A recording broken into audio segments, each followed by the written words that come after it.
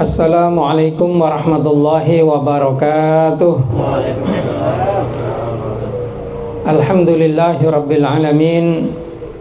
Wassalatu wassalamu ala asyrafil anbiya'i wal mursalin Sayyidina wa maulana Muhammadin wa ala alihi wa sahbihi ajma'in. Amma ba'du. Alhamdulillah, di malam yang penuh berkah ini kebetulan malam Asyura. Kita semua dikumpulkan di majelis yang penuh berkah. Pertemuan rutin Iksan di Burneh dan sekitarnya yang dilaksanakan di rumahnya Saudara Wahyudi. Semoga pertemuan ini dijadikan pertemuan yang barokah. Amin, amin. Membawa kebaikan bagi kita semua. Membuat kita mendapatkan ridho Allah Subhanahu wa ta'ala karena mau saling berkumpul dalam kebaikan, wiritan, ngaji dan lain sebagainya. Karena hidayah itu murni kepunyaan Allah dan murni Allah Ta'ala yang memberikannya kepada siapa saja.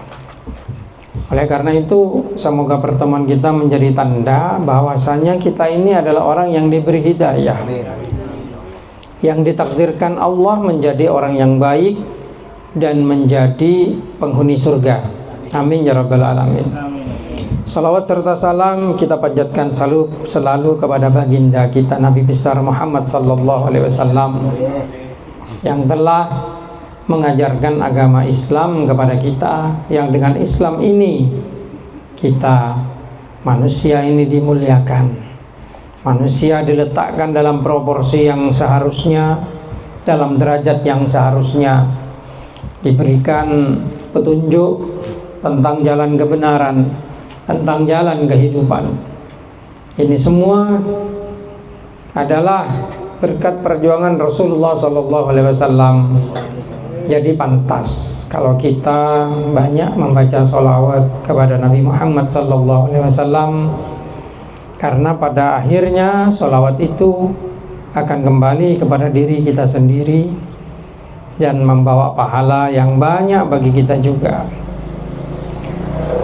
Para hadirin Iksandi, anggota Iksandi sekalian, perlu kita pahami bersama bahwasanya konsep agama Islam yang terpenting itu adalah bagaimana caranya kita sebagai manusia ini bisa melakukan tugas kita yang utama, ialah menjadi hamba Allah, menyembah kepada Allah, beribadah kepada Allah dan taat kepada Allah. Ini tujuan utamanya. Allah Ta'ala berfirman dalam Al-Quran, wa ma khalaqtul jinna wal insa illa liya'budun, dan tidak saya ciptakan jin dan manusia kecuali hanya untuk menyembahku. Ini tugas utamanya. Oleh karena itu kemudian Allah Subhanahu wa ta'ala mengirimkan utusan-utusannya seperti nabi-nabi yang kita kenal, termasuk Nabi Allah Musa, Nabi Allah Isa, atau nabi-nabi dan rasul sebelumnya seperti Nabi Adam dan sebagainya. Itu adalah murni untuk mengingatkan kembali kepada manusia bahwasanya manusia ini hidup di dunia bukan bermain-main. Manusia hidup di dunia itu ada tujuannya, ialah menyembah kepada Allah, mengakui Allah Subhanahu wa ta'ala sebagai Tuhan satu-satunya, beribadah kepada Allah. Ini tujuan utamanya. Dan pesan itu sudah disampaikan kepada kita melalui pada para Rasulullah, baik Rasul yang pertama sampai Rasul yang terakhir. Kita sekarang sudah terpisah 1400 tahun dengan Rasul yang terakhir, ialah Rasulullah SAW, Nabi kita. Padahal sebelum-sebelumnya setiap umat itu menjadi rusak, Allah Ta'ala selalu mengirimkan Rasul. Setelah Nabi Muhammad sebagai Nabi terakhir dilahirkan, Allah Subhanahu wa ta'ala tidak lagi mengirimkan Rasul kepada kita. Akan tetapi Allah Subhanahu wa taala setiap 100 tahun itu mengirimkan mujaddid yang memperbarui agama. Akan tetapi jelas efeknya pasti beda. Antara Rasul dengan mujaddid itu beda. Dan tidak semua orang kemudian menerima kepada mujaddid itu. Oleh karena itu terkadang ajaran yang kita pahami saat ini sudah banyak mengalami distorsi. Distorsi dalam arti pengurangan atau penambahan.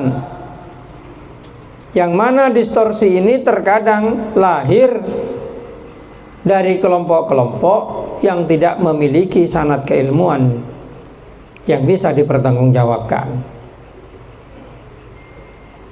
Bahkan ada kelompok yang mengaku kembali pada Al-Quran dan hadis, walaupun pada dasarnya justru mendangkalkan Al-Quran dan hadis. Sebelum lahirnya Ahlussunnah wal Jamaah, sudah ada yang dinamakan kaum Mu'tazilah, sudah ada yang dinamakan kaum Jabariyah, sudah ada yang dinamakan kaum Qadariyah, yang semuanya itu terlahir dari pemikiran-pemikiran manusia yang tidak didasarkan kepada Al-Quran dan hadis secara menyeluruh, melainkan kepada sebagian-sebagian dalil Al-Quran dan hadis yang diputarbalikkan sehingga sesuai dengan keinginan mereka. Bahkan di zaman modern ini kita juga sering mendengar adanya aliran seperti aliran kejawen, aliran Wahabi, aliran Jamaah Tabligh. Kalau Jamaah Tabligh ini bukan aliran, karena isinya macam-macam. Ada Islam Jamaah, ada Islam sejati, dan lain sebagainya. Disinilah kenapa kita itu perlu untuk berguru kepada ulama-ulama yang memiliki sanad keilmuan yang kuat. Karena sebagaimana yang diucapkan oleh Imam Muslim dalam kitabnya Sahih Muslim laulal isnad laqala man qala man sya'ah. Seandainya tidak ada sanad, maka semua orang akan berkata apapun yang mereka inginkan. Karena Al-Quran dan hadis itu kalau tidak dikembalikan kepada ulama yang bersanad, itu akan mudah dimanipulasi, mudah dibelokkan maknanya, mudah didistorsi sesuai dengan keinginannya. Dan ini sebenarnya sudah diramalkan, dinubuatkan oleh Rasulullah SAW. Yang mana Rasulullah itu pernah meramalkan bahwa di akhir zaman akan lahir satu kelompok yang baca Qur'annya bagus. Kalau bicara kamu akan terheran-heran kepada ucapannya karena bagus. Akan tetapi imannya itu ibarat panah yang menembus sasaran, lo cekak, nerobos. Dengan sahabat ditanya, siapa itu ya Rasulullah? Nah ini fitnah. Artinya fitnah itu akan buat kerusakan. Ciri-cirinya mereka itu gundul, cukur gundul, seneng acokor gundul gitu. Nah gitu. Benar berarti setiap segundul masuk ke situ? Ya bukan. Karena ada kriteria di situ. Nasihat yang kita ambil apa? Nasihat yang kita ambil adalah jangan tertipu dengan bacaan Qur'annya, jangan tertipu dengan ucapan-ucapan bagusnya, jangan tertipu dengan ibadahnya, tapi harus lihat akidahnya, pemahaman dalam dirinya. Kalaupun orang itu enak baca Quran, kalau bicara tentang agama bagus, tapi kalau meyakini bahwa Allah Ta'ala itu bersemayam di aras, bersemayam dalam arti bersemayam itu berdiam atau duduk, ya itu keliru itu, karena akidahnya itu salah. Berarti menjisimkan Allah Karena sesuatu yang butuh tempat itu pasti berbentuk dohir. Bahkan angin pun ini kalau dianggap butuh tempat berarti dohir, walaupun tidak kelihatan. Gitu. Allah, masa Allah disamakan dengan angin? Masa Allah disamakan dengan manusia yang butuh tempat? Nah, ini banyak sekarang soalnya orang-orang yang berakidah seperti itu. Kemudian juga yang mencampur adukkan agama, hati-hati juga ini.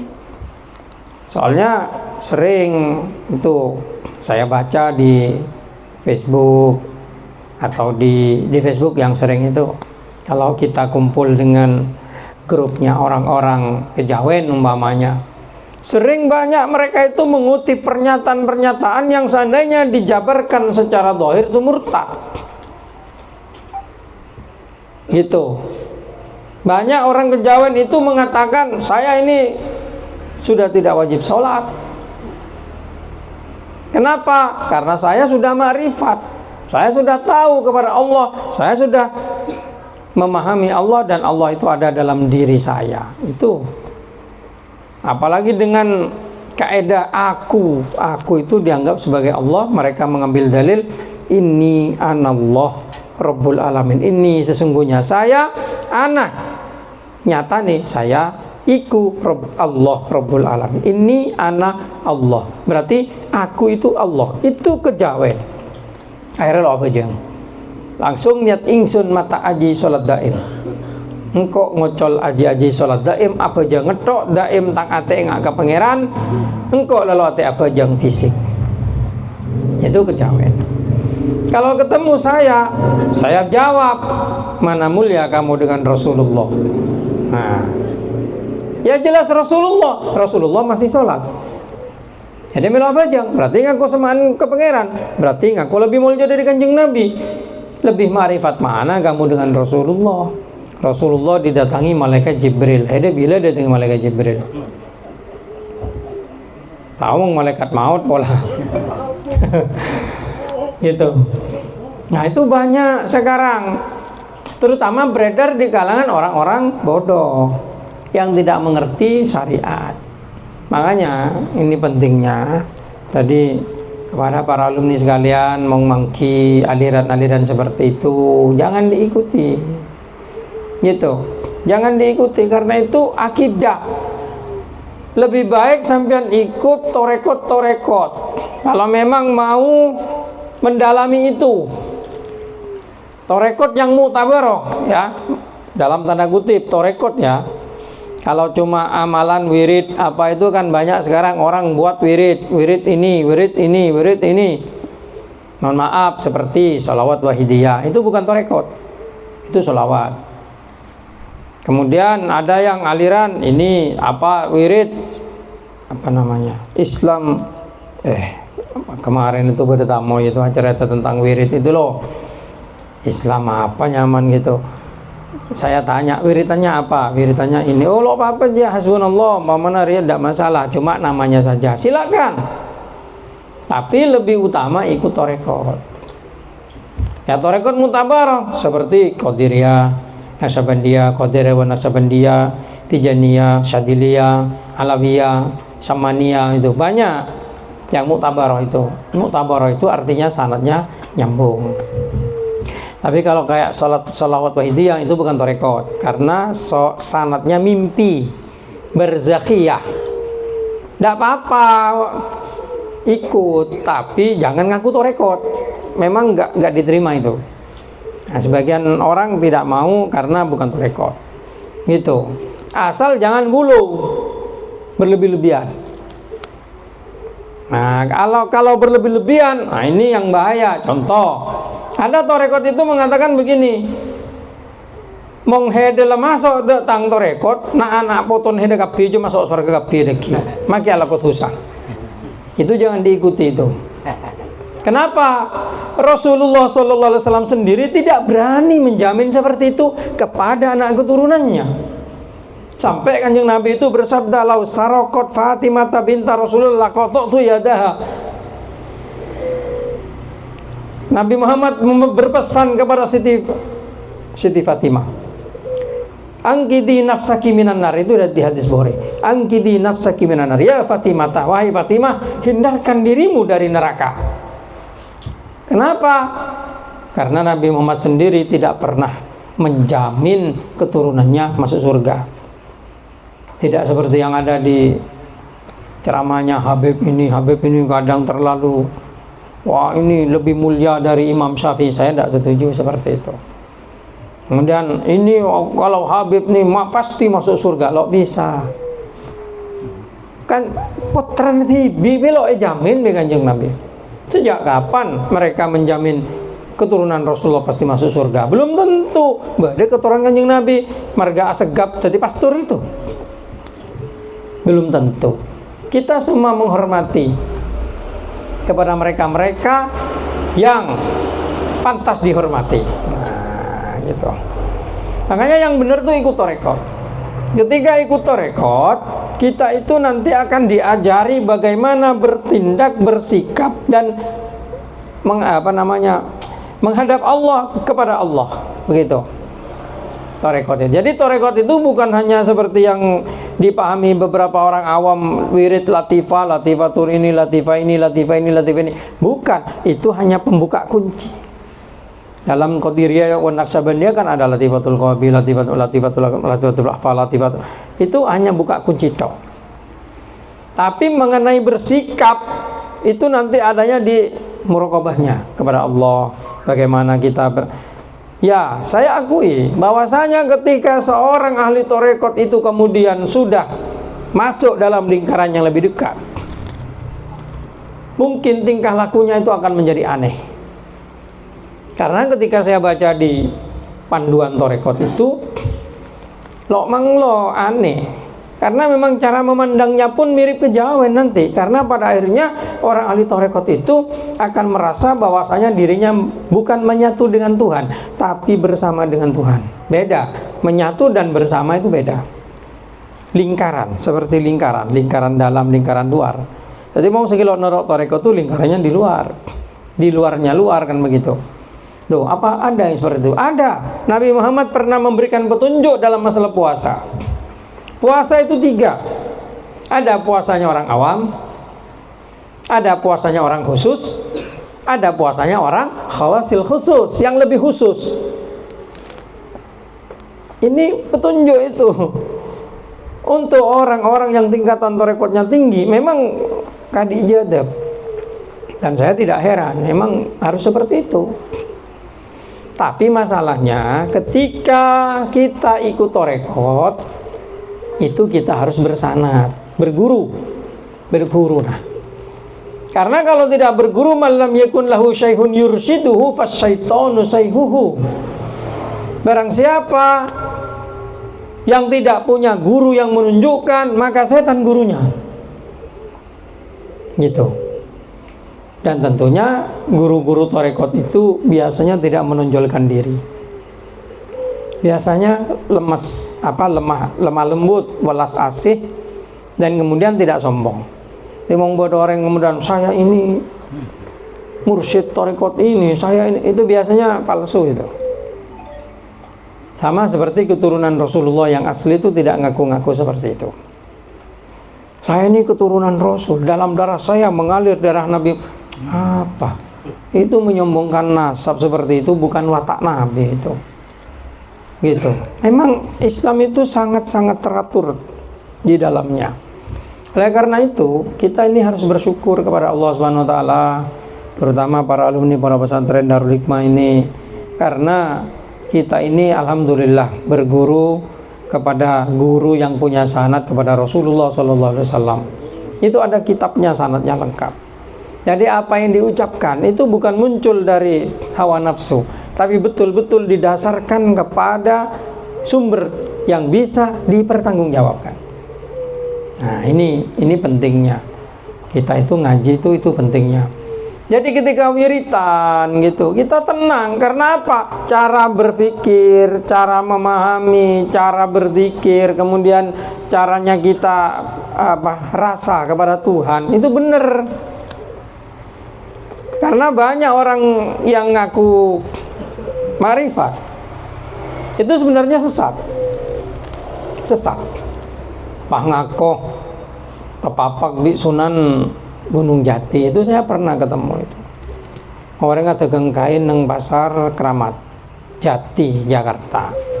Itu ngaku mempeh ketemu di Sunan Gunung Jati, saya diangkat murid, kemudian saya diajari ini dan kemudian saya diperbolehkan untuk tidak sholat 5 waktu karena saya sholat. Itu yang sesat di situ. Udah ada ini disuruh gini bagus dibudin. Nah pahlo ate apa aja. Nah itu setan. Nah karena salah satu alumni mana mempe apa, lihat, jangan kemudian bola nang mempe ada pada orang tua pote surbanan pangoca ala cong kecok kedengar tetanggan cong. Itu setan itu, cak celing surban. Kipai kecongku kedengar tetangga. Nah, aja, nggak boleh seperti itu. Harus didasarkan dan dikembalikan kepada syariat. Karena syariat itu adalah petunjuk untuk semua orang. Sedangkan torekot itu petunjuk khusus. Tapi kalau petunjuk khusus ini bertentangan dengan petunjuk yang umum, maka petunjuk yang khusus ini harus ditashehkan dulu kepada guru yang bersanad. Jangan langsung diikuti. Gitu. Tapi kalau memang ditashehkan ternyata bisa dikerjakan, seperti guru saya pernah berpesan, guru torekot ini, mursyid torekot Qadir wa Naqsyabandiyah itu tidak boleh memelihara kumis dan jenggot. Katanya Yai, katanya Mbah Yai ini bukan syariat dong, ini torekot. Kamu perhatikan, ya bitong mulai dari atas. Iya, keromli lo ajangguan lah songotan, kamu selain lo ajangguan lah songotan, kayak serori lo ajangguan lah songotan, gitu. Iya. Nah, ketika kemudian dipahamkan, ternyata maksudnya itu bukan menyalahi syariat. Dalam syariat kita kan soro au bujenggu. Ya, soro au bujenggu kan. Perintah memelihara jenggot itu muncul karena Rasulullah SAW ingin umatnya itu tidak sama dengan Yahudi dan Nasrani. Karena waktu zaman Nabi di pasar, orang Islam itu cenderung nero. Orang Yahudi songote pelajar, janggungnya cokor, itu Yahudi. Orang Islam itu ginjung, pola naci ganteng san janggung yobu songote janggu songote yobu janggu cokor ganteng.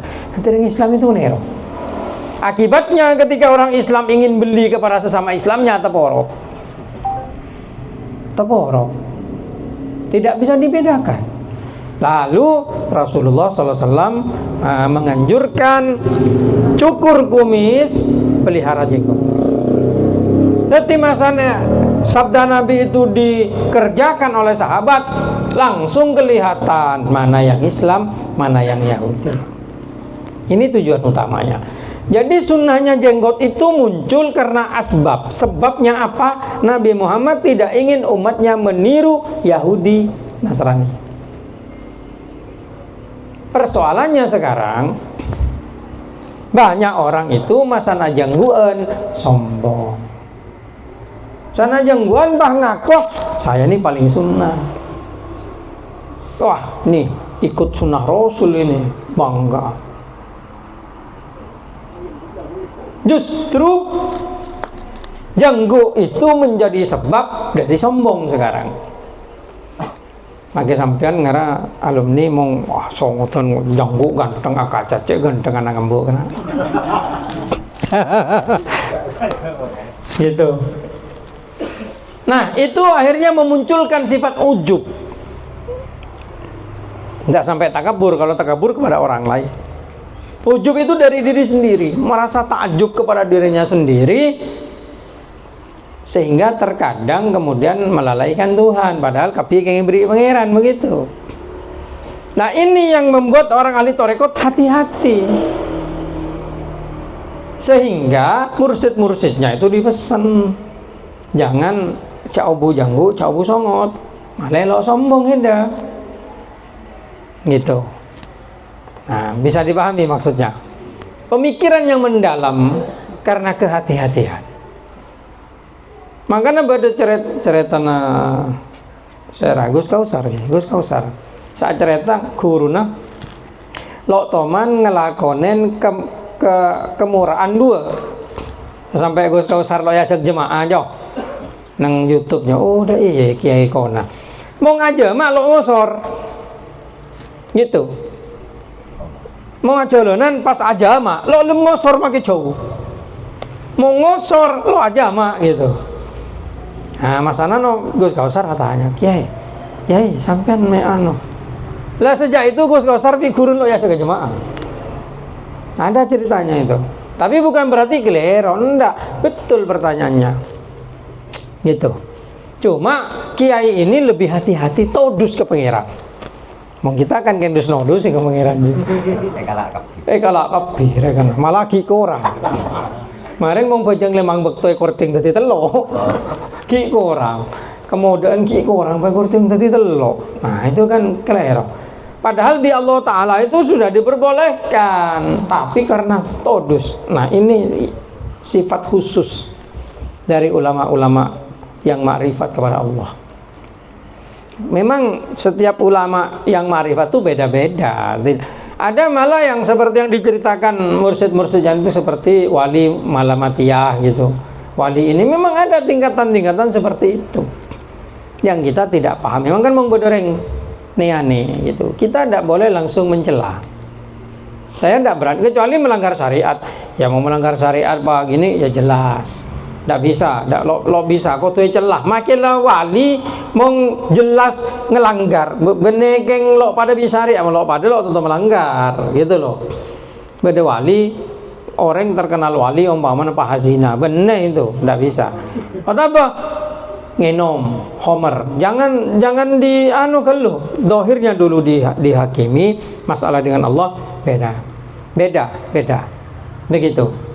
Ya ada bodokan terkenal kadi Abi Yazid Al-Bustami itu beda orang amunajat Allah Ta'ala waliullah dia katanya, ya Allah saya akan jaga kula nang surga kula terooneng. Oh datang dari Gusti Allah Ta'ala tanda ya kancan heda badan yang tiseria nyamanah ria Abu Yazid Al-Bustami nyamanah gitu. Jadi sentare katanya ada orang saya nyama Kiai Abu Yazid Al-Bustami nikah. Nah jawab loh sampai nyari nikah pensur judi nih paling rajin nikah amain judi pola kelero Kiai saya nyari kan aban surban enten gue lagar itu tuh lagi kisah sentare ternyata main judi yang kubunya. Dan ini pak mang pola kelero lagar kok masa tangga yang surga pemain judi kok jadi peleman nah abeli langsung tuh kamu aku cari nyari kancan yang surga. Kok kan nyeneng suara kena pada walina nah ini ke pada walina lo neng coba deh mau pada walina lo lima wali akar wali yang kau makanya lah ya ariful wali ilal wali kamu dari yang 5 wali pasti benar wali itu hikmahnya ada neka ilmu ma'rifat itu tidak untuk diakses semua orang. Maka orang yang ma'rifat tolong jaga rahasia itu, asirru amanatun. Dan neka. Jangan kemudian orang yang ma'rifat mengeluarkan kema'rifatannya diajarkan kepada orang awam yang tidak pantas sehingga menyesatkan kepada mereka. Mungkin kadi contoh mungkin terjadi kadi Mama Gufron. Ya, Mama Gufron. Kula nang dalam ateng tidak kemudian menghakimi neka gelero. Tapi kurang tepat.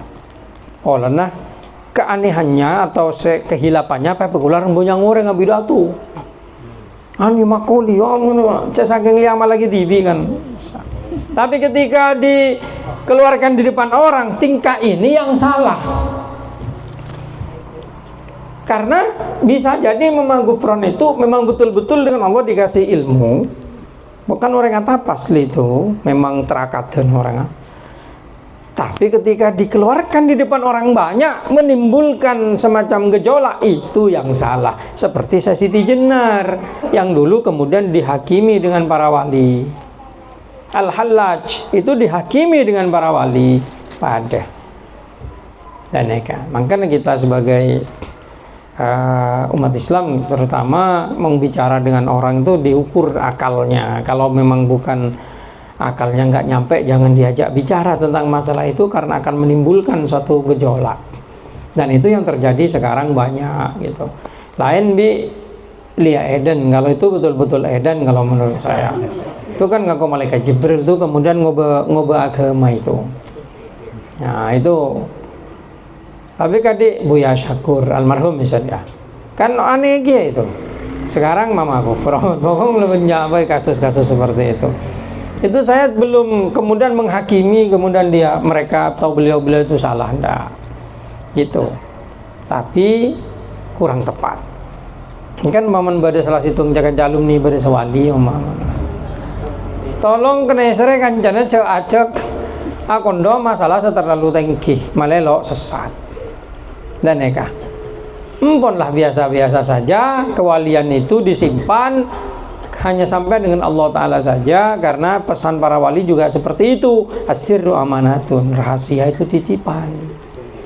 Dan jangan lupa Nabi Zakaria pernah diancam dicabut kenabiannya keng bola nasar nang dalam kabungkan saya gereji. Itu Nabi Zakaria. Gitu. Kan meninggal karena gereji. Nah itu laki bi Allah Ta'ala yang capek gitu loh. Dan banyak nabi yang diperingati seperti itu dengan Allah Subhanahu wa taala. Nabi Muhammad pun pernah olehna merengot. Di Al-Qur'an in kunta faddun ghalidul qalbi lan faddu min haulik. Oleh Kanjeng Nabi itu etamoyan orang saya kebeci Kanjeng Nabi. Jadi wajah itu merengot. Bi Allah Ta'ala itu orang ayat in kunta faddun ghalidul qalbi lan faddu min mengheda keras ate, keras budebu, merengot lan faddu min haulik, bubar orang dari sekitar hedekna Muhammad. Nah itu Allah Ta'ala seperti itu.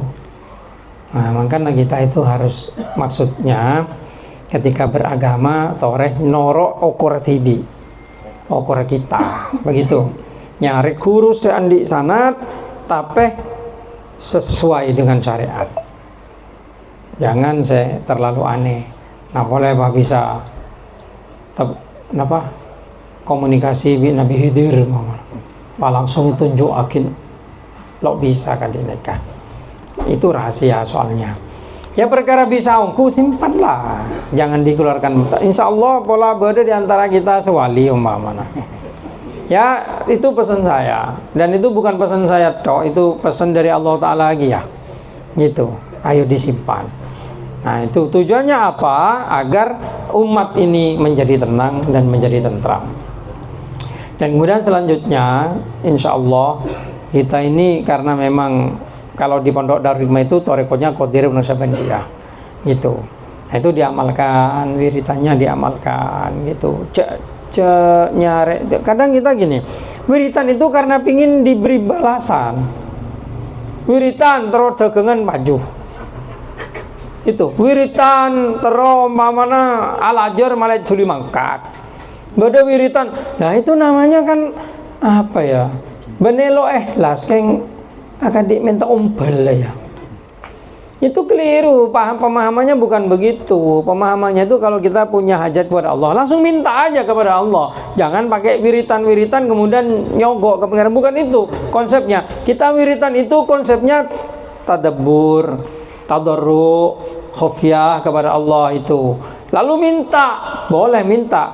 Tapi jangan kemudian menganggap wiritan kita itu bayaran. Jangan kemudian wiritan itu dianggap bajaran ke pangeran. Bukan seperti itu konsepnya. Itu kan transaksi namanya. Nah bukan begitu. Kita kepada Allah itu harus khusyuk, ikhlas, minta kepada Allah.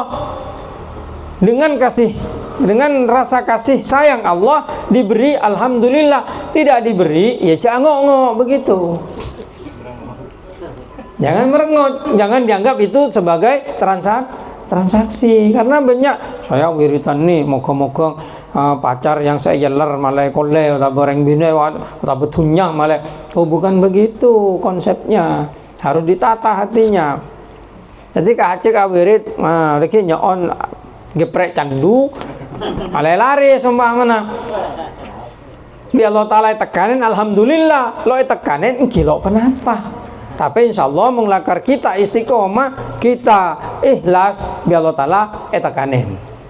Karena apa? Karena Allah Ta'ala itu maha pemberi. Lo cerai pangeran itu. Cuma kebanyakan orang-orang sekarang itu kalau ada kesulitan baru doa. Nunggu abah tepepet baru atua masa lo terima pah protes, takdir memang kejam. Nah, ini yang menjadi masalah ini. Dan neka seharusnya wiritan itu dianggap sebagai kebiasaan baik kita, bakti kita, sembah kita kepada Allah, itu wiritan gitu. Sehingga ketika Allah memberikan kita bersyukur, tidak memberikan juga kita tidak apa-apa. Itu sikap yang harus dibina. Mungkin ini yang bisa disampaikan karena ini malam Asyura. Malam Asyura ini sebenarnya memang malam yang lain daripada yang lain. Karena Nabi Muhammad SAW sendiri memuliakan hari Asyura dengan puasa. Akan tetapi jangan kemudian didewa-dewakan.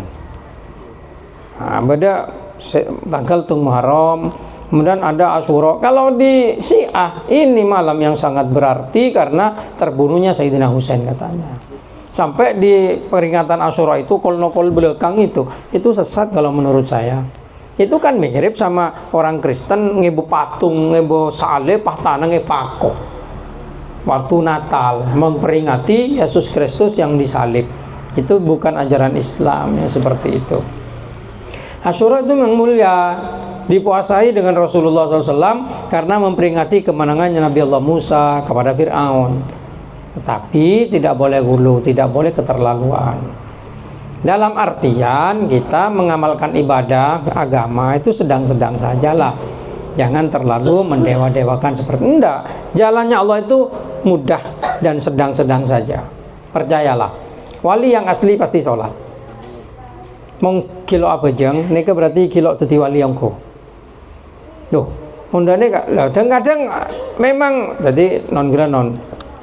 Kadang-kadang wali ini kan direng jadab, direng gila. Tapi bukan berarti lo apa jeng. Karena sholat itu untuk orang gila memang tidak wajib. Betul kan? Nah, apa boleh gila ke pangeran? Gila biasa, gila stres. Gila pola na bini ne kala orang umbang mana. Ini kalau wajib aja. Apa boleh gila pola Allah Ta'ala karena wali ini ke Allah Ta'ala penyamar ke dia yang gila. Tapi lo gila. Ini biasa apa aja ngeleng-ngeleng. Ada orang yang apa aja. Pada Intel polisi, Intel TNI kan kadang nggak dia yang gila. Kadang ngajol cilok. Itu Intel itu. Ya seperti itu. Makanya kita tidak boleh meremehkan lah. Soalnya kulit teman bapak wali ini kok hadireng gila. Dan neka orang ngamen dengan lampu merah sambil. Ah, tapi san bukan bojong doa. Aduh. Ada sekali nek Allah alam lah. Yang penting kita jangan menghina orang lain. Seburuk apapun lah jangan menghina orang lain. Karena terkadang kita lebih hina. Nah, sekali tak bisa. Wabillahi taufiq wal hidayah. Wabiridha wal hidayah. Assalamualaikum warahmatullahi wabarakatuh.